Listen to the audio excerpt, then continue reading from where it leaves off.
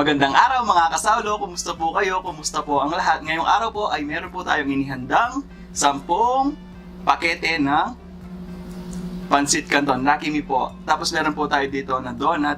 Di po alam ano pong flavor nito. Meron po tayong choco butternut, tapos ube, tapos strawberry po dalawa. Bali ito po palang video natin na to ay collaboration po with Dishcarte. Ito po pala ang kanyang video para makilala niyo po siya ng lubusan.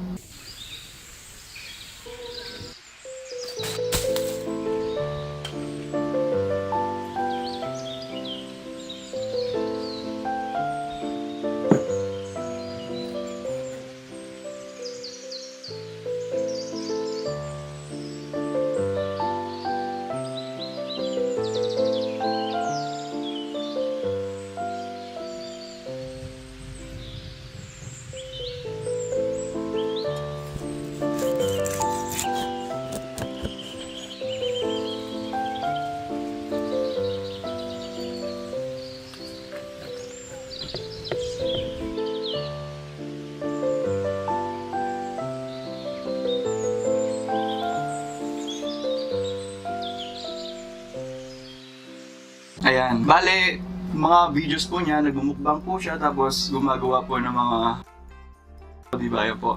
Sa mga hindi pa po nakabisita, please check niyo po siya. Tapos, pag-check na rin po si Princess Food Vlog, ayun po mga kasawlo. Cooking plus mukbang po sila. Hinahabol ko po yung init ng pansit ganun, ayun po, umuusok-usok pa, ayun po. Kaya ayan po, tara po, sawlo-sawlo na po tayo. Bali, 10 po ito, ayun o. Dami oh. Bale, nakita naman po sa ano natin sa intro. Uy.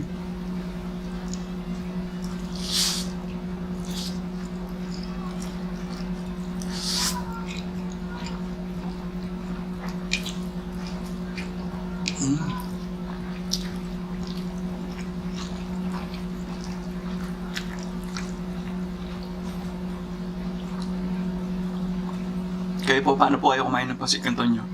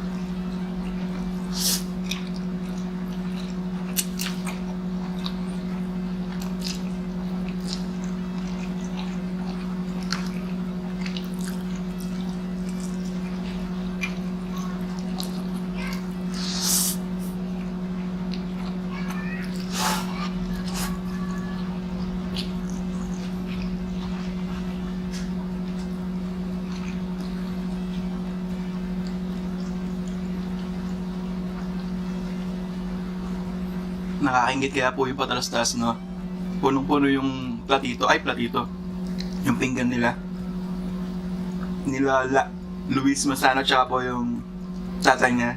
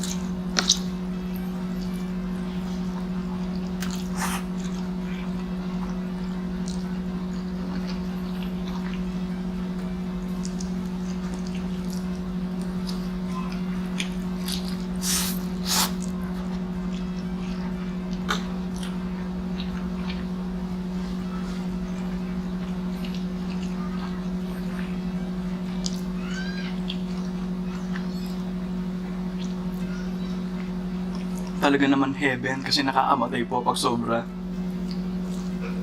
Pero sarap.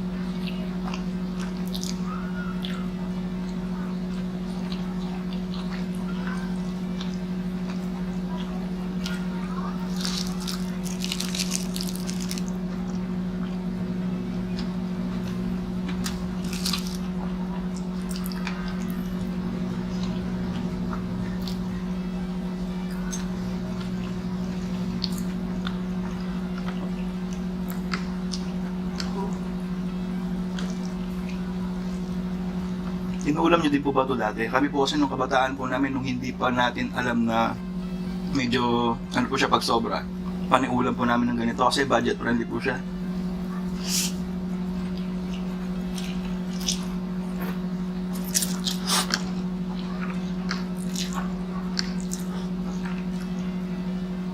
₱6 pa lang po ata siya nun. Isa.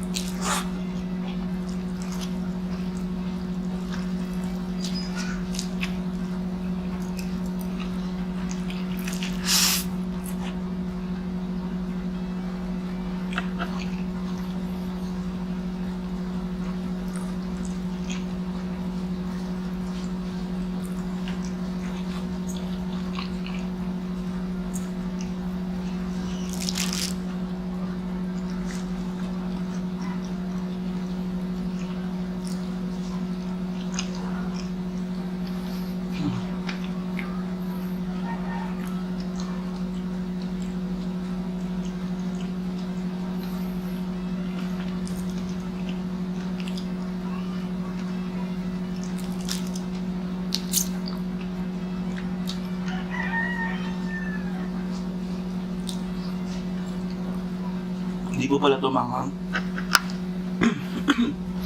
Humina na po ako sa manghang.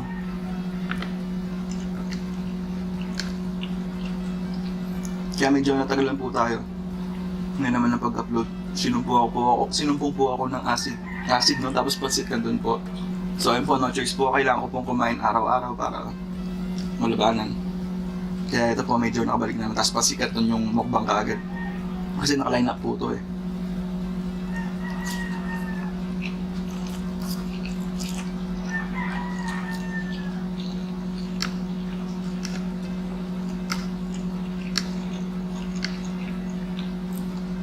Ay, nakakahiya nga po.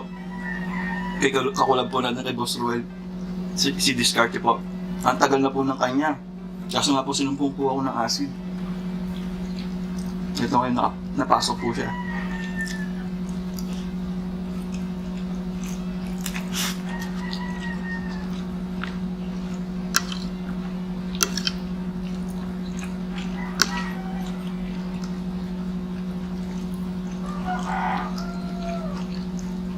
Kaya isa po yun sa mga dahilan kaya natigil po tayo. Kasi nakaabala po tayo ng ibang tao. Kaya pa man din po yung hinihintay ako ganun. Nahihiya po, tapos nagpapanik ako ganun.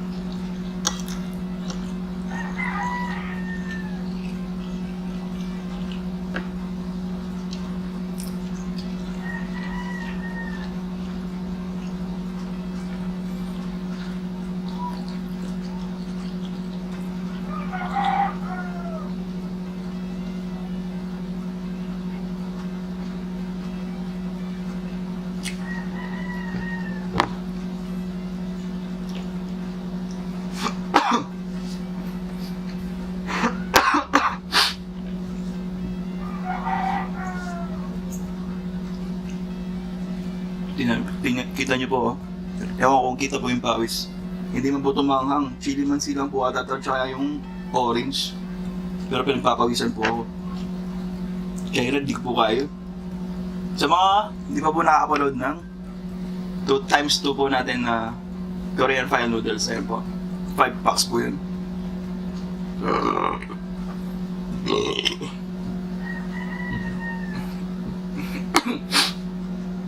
Excuse me po, nag-burp lang tayo.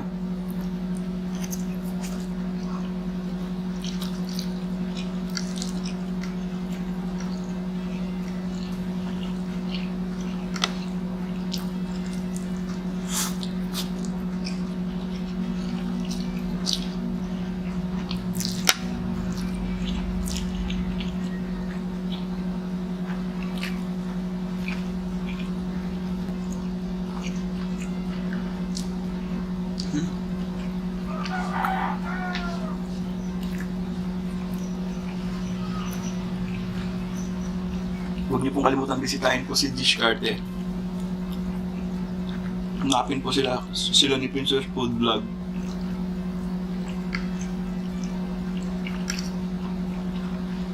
Siya lang po yung link.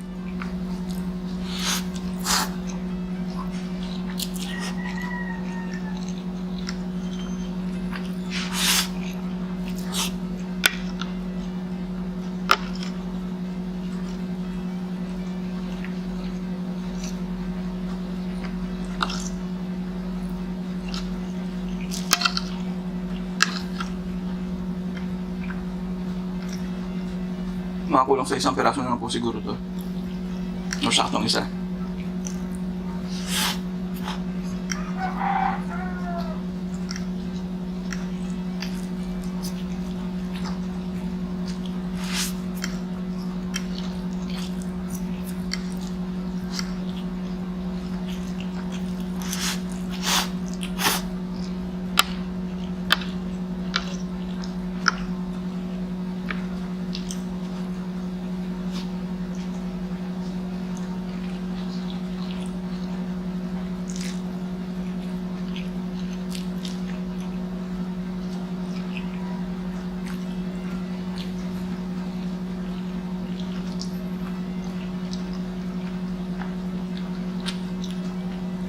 Para sa akin po, excuse me, ito po yung pinakamasarap yung strawberry.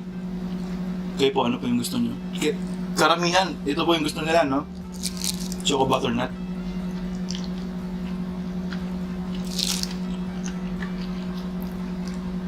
Sobrang bigat sa tiyan nito, oh. Kasi siksik. Literal po na mabigat.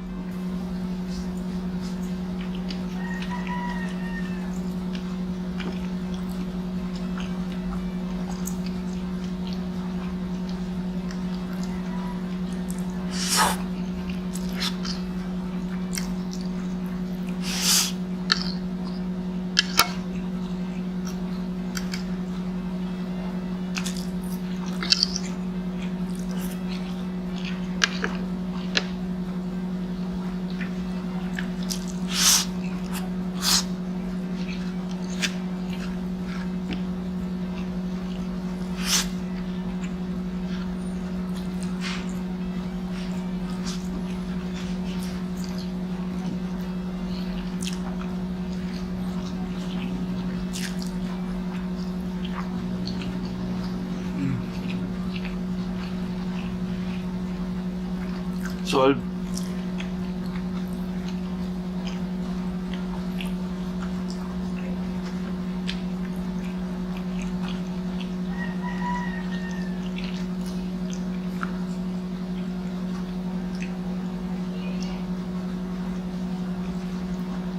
Kung di po ako nagkakamali, or comment down na lang po kayo kung alam niyo po. Alam po 3 days po ata bago matunaw yung mga ganitong klase ng instant noodles o mga pagkain na ganito. So, ewan ko saan ko po napanood yun. Kasi magsimula nun, yun nga, tinigil na po. Mahilig kami kasi sa mga El Diablo, gano'n yun. Ewan ko kung uso po yun sa ibang lugar. Yung naka-plastic po siya na disposable.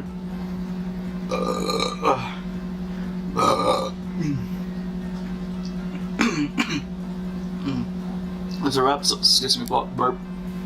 Tapos nisin, parang ramen po siya, ganun. Tapos may repolyo, ganun. Ang hilig po namin ng ganun dati. Nung bata kami dalawa ni Princess Food Vlog. Tapos nagbibideo po kami, ganun, mga PlayStation. Tapos yun yung anakain namin araw-araw.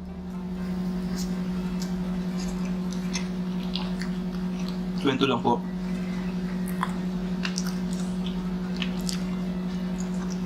Bale, magkakakilala po pala kami si Princess Food Vlog, sila Boss Ruel, yan.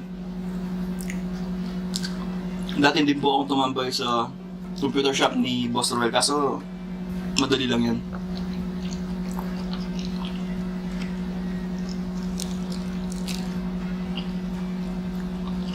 Ewan ko kung alam po ni Boss Ruel to, pero sarili ko po, ang laki po ng utang na loob ko po sa kanya kasi nung dati nung binata pa po ako, naka-abroad pa po yung tati ko sa Saudi po. Tapos yung utol ko yung tambay po siya doon sa grocery nila. Tapos siya po yung nang uutang parang ganun kasi nga nasa abroad pa po yung tatay ko kasi hindi pa po siya nagpapadala ganun. Tapos pag makikusap, ako po yung makikiusap na kay hindi pa po kasi nagpadala yung tatay ko ganun, yung pwede po bang pagpadala lang. Tapos walang isang sabi. Sige, sabi ni Boss Ruel kasi napakabait po niya talaga kaya sobrang para ba sabihin yun yung isa din siya sa mga pinagpapasalamat ko gano'n parang si Princess Food Vlog parang gano'n po. Ang laki po ng utang na loob ko sa kanila kasi kung hindi po kami pinautang, hindi wala po kami nakain nun. Gano'n po yung. Kaya sa mga kababayan po natin dyan, yung mga manonood po natin na nasa abroad pa po yung mga magulang natin, konting tiis pa po. Kasi talagang grabe po yung hirap nila doon lalo. Sa bagay kahit saan bansa naman mahirap po talaga kasi tatay ko sa Saudi po siya noon. Yung kwento nga niya, yung nag-YouTube po siya kasi yun po yung pang laban niya sa homesick dahil nga po iniisip kami. Kaya mga kumari po, yung may tatay po kayo, kaya nanay po kayo, kwento po siya laging ganito, sa may ganyan, huwag niyo po siyang kontrahin. Hayaan niyo lang po siya magkwento kasi nung nilalabanan po niya yung lungkot niya sa kakaisip sa atin, yun po yung ginagawa niya, kaya yun po yung lagi niyang natatandaan kasi yun po yung panahon na nalulungkot po siya tapos iniisip po tayo, yun po yung mga ginagawa nila. Kaya kung pwede lang, sabihin nila, tanong lang kayo kung ano yung ginawa mo doon tayo, ano yung ganito, ganyan, kumari lang para lang at least may magkwento po siya, gano'n. Wala lang, share lang po kasi ako po kasi isa po kasi talagang dati wala akong pakialam, gano'n. Yung nga nung tumatanda, medyo nakakapag-isip yun, mahaba na to 18 minutes na. Share lang po lang yung mga pamilya po natin na nasa ibang bansa talaga. Grabe po kasi yung sakripisyo nila para sa atin. Kaya ngayon, masaya po ako na, kasi matanda na rin naman po kami. Magkakasama na po kami ng tatay ko, nanay ko, asawa po ako, utol ko, gano'n. Masaya po ako kahit hindi man kami nakapagtapos. Kasi yun lang naman yung plano ng tatay ko, nag-abroad po siya para mag-aaral po kami kasi hindi po kami nakapagtapos. Excuse me, nag-burp po. Dahil financial, kulang, hindi po sapat talaga. College, mahirap. Kaya yun po, hanggang ngayon. Pero kahit pa paano, masaya na po. Kwento lang po natin kasi alam ko po yung nararamdaman ng mga kababayan po natin na sa ibang bansa kasi po naranasan din po namin. Yun lang po. Yun lang, pasalamat po. Kaya po pala na-open yung dahil kay Discarte kasi yung nga po nung panahon na nanguutang pa po kami sa kanila.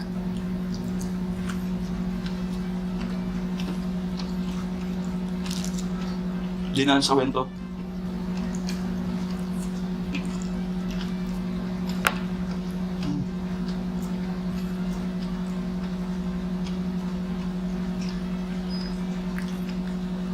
Tagal ko na po gustong ikwento yan. Nakakalimutan lang.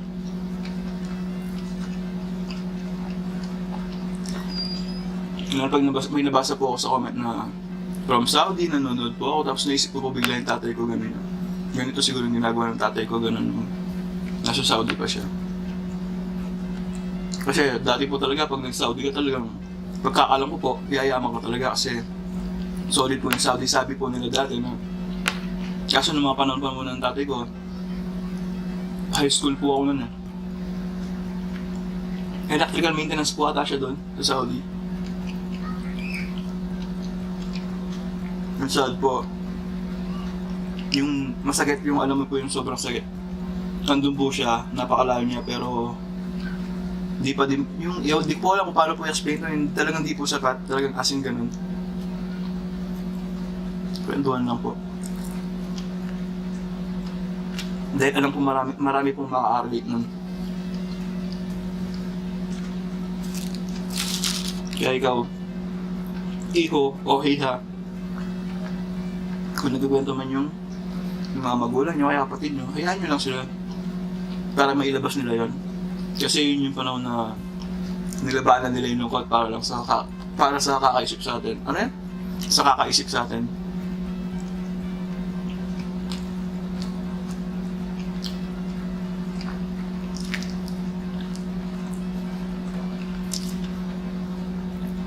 ...22 minutes. Pero pa yung intro. Kailangan po yung intro eh. Kasi 10 po para baka magmukhang hindi 10.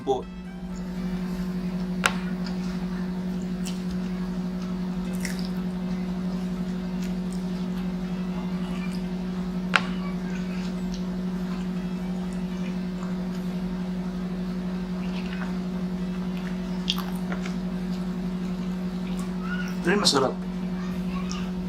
Ito.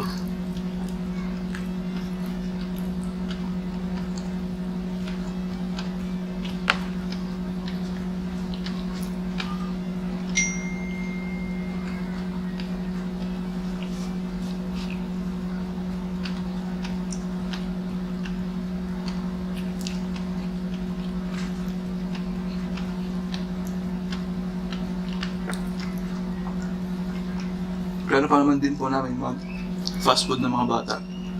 Isama po namin sila. Tingnan po natin kung may vlog pa po natin yun.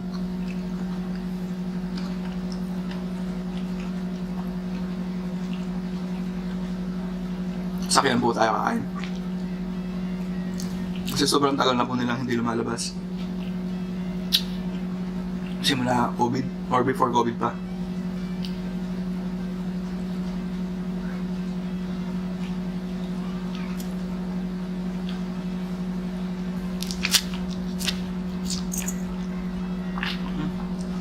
Yun po yung sinasabi ko sa inyo yung pawis. Pag pinapapawisan po. Medyo nakakairita po kasi nakakahiya ganun.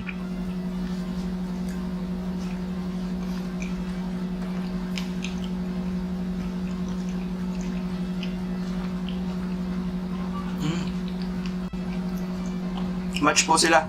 Try nyo po. Doon at Japanese Canton. Sarap. Ngayon ko lang din po ginawa to. Kasi madalas po kasi pandesal or buns. Mga tambay dyan, alam niyo po yan.